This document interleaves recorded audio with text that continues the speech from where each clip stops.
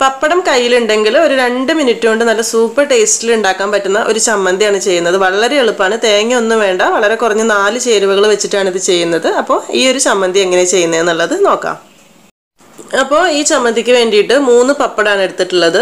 സാധാരണ നമ്മൾ പപ്പടം വറുത്തിട്ട് ചമ്മന്തി ഉണ്ടാക്കലുണ്ട്. ഇത് പക്ഷേ പപ്പടം ചുട്ടെടുത്തിട്ടാണ് കേട്ടോ ചെയ്യുന്നത്. അപ്പോൾ ഇതൊന്ന് ചുട്ടെടുക്കണം. ഗ്യാസ് സ്റ്റവിൽ ചുടാന്നുണ്ടെങ്കിൽ അങ്ങനെ ചെയ്യാം. അതല്ല ഇനി ഗ്യാസ് സ്റ്റവിൽ ചുടാൻ സൗകര്യം ഇല്ലാത്തവർക്ക്, നാട്ടിലൊക്കെ ആണെങ്കിൽ വിറകടുപ്പിൽ കനലിൽ ചുട്ടാൽ മതി കേട്ടോ. ഒരു സൗകര്യം ഇല്ലാത്തവർക്ക് വേണമെന്നുണ്ടെങ്കിൽ ഓവനിൽ ജസ്റ്റ് മൈക്രോവേവിൻ്റെ ഫംഗ്ഷനിൽ 1 മിനിറ്റ് ചൂടാക്കി എടുത്താലും മതിയാകും.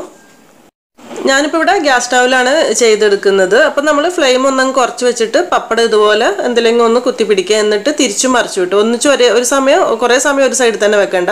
തിരിച്ചും മറിച്ചും അങ്ങനെ ഇട്ട് വരുമ്പോഴേക്കും നന്നായിട്ട് പൊള്ളിച്ച് ആ ഒരു ചുട്ട പപ്പടത്തിൻ്റെ ടേസ്റ്റിലേക്ക് കിട്ടും. ഒരു 3-4 പ്രാവശ്യം ഇതുപോലെ അങ്ങ് പൊള്ളിച്ചെടുത്താൽ മതി.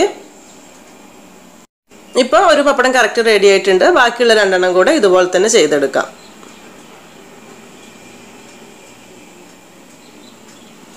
കുറേ സമയം വെച്ച് കഴിഞ്ഞാൽ ചിലപ്പോൾ കരിഞ്ഞു പോകാൻ ചാൻസ് ഉണ്ട് കേട്ടോ. അപ്പോൾ അതൊന്ന് നോക്കണേ.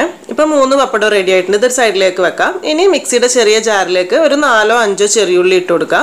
വളരെ കുറഞ്ഞ അളവിലാണ് നമ്മളിപ്പോൾ ചെയ്യുന്നത്. എരിവിനായിട്ട് ഞാനിവിടെ അത്യാവശ്യം എരിവുള്ള 2 പച്ചമുളകാണ് എടുത്തിട്ടുള്ളത്. ശരിക്കും ഈ ഒരു ചമ്മന്തി നമ്മൾ എപ്പോഴും നാട്ടിലൊക്കെ ചെയ്യുന്ന സമയത്ത് കാന്താരി മുളക് വെച്ചിട്ടാണ് കേട്ടോ ചെയ്യൽ. കാന്താരി മുളക് കയ്യിലുണ്ടെങ്കിൽ അത് തന്നെ എടുത്തിട്ട് ചെയ്താൽ മതി. അതിനായിരിക്കും സൂപ്പർ ടേസ്റ്റ് കിട്ടും. ഒരു പ്രത്യേക ടേസ്റ്റ് തന്നെ കിട്ടും. അതില്ലാത്തതുകൊണ്ട് ഞാനിപ്പോൾ 2 പച്ചമുളക് ഇതിലേക്ക് മുറിച്ചിട്ട് കൊടുക്കുന്നുണ്ട്. പിന്നെ ഇതിലേക്ക് ആവശ്യമായിട്ടുള്ള കുറച്ച് ഉപ്പ് കൂടെ ഇട്ട് കൊടുക്കുക. ഉപ്പിടുമ്പോൾ ഒരുപാട് വേണ്ട, കാരണം പപ്പടത്തിൽ ഒരു ഇത്തിരി ഉപ്പ് ഉണ്ടാവും. നോക്കിയിട്ട് മാത്രം മതി.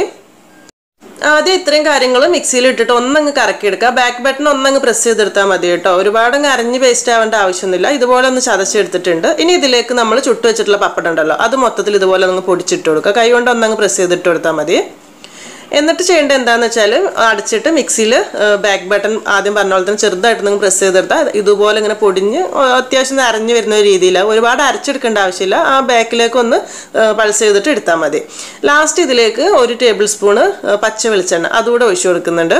ഒന്നല്ലെങ്കിൽ ഒരു 1.5 ടീസ്പൂൺ ആയാലും മതി. 1 ടേബിൾ സ്പൂൺ തന്നെ വേണമെന്നില്ല. വെളിച്ചെണ്ണ കൂടെ ചേർത്ത് മിക്സ് ചെയ്ത് കഴിഞ്ഞാൽ നമ്മളെ ചമ്മന്തി റെഡി ആയിട്ടോ. ഈ ഇത്ര 4 ചേരുവകളൊന്ന് മിക്സ് ചെയ്തെടുക്കേണ്ട കാര്യം മാത്രമേ ഉള്ളൂ. സാധാരണ നമ്മൾ പപ്പടം ചമ്മന്തി ചെയ്യുന്ന സമയത്ത് പപ്പടം വറുത്ത് അതുപോലെ തന്നെ ചെറിയുള്ളിയൊക്കെ ഒന്ന് മൂപ്പിച്ചൊക്കെ എടുത്തിട്ട് ചെയ്യലുണ്ട്. അതുപോലെ തന്നെ ഇഞ്ചി, വാളംപുളി, കറിവേപ്പിലൊക്കെ ചേർത്തിട്ട് വേറൊരു രീതിയിലും ചെയ്യലുണ്ട്. പക്ഷേ ഇതെന്ന് പറഞ്ഞാൽ ഏറ്റവും സിമ്പിളായിട്ടുള്ള രീതിയിൽ.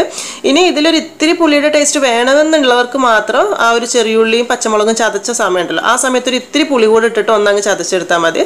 നിർബന്ധമല്ല. ഇതെന്ന് പറയുമ്പോൾ നമ്മൾ പപ്പടം ചാലിച്ച് ചമ്മന്തി എന്ന് പറയുന്നത്, അതായത് മുളക് ചാലിച്ച പപ്പടം ചമ്മന്തി എന്നൊക്കെ പറയലുണ്ട് കേട്ടോ. വളരെ സിമ്പിൾ ആയിട്ടുള്ളതാണിത്.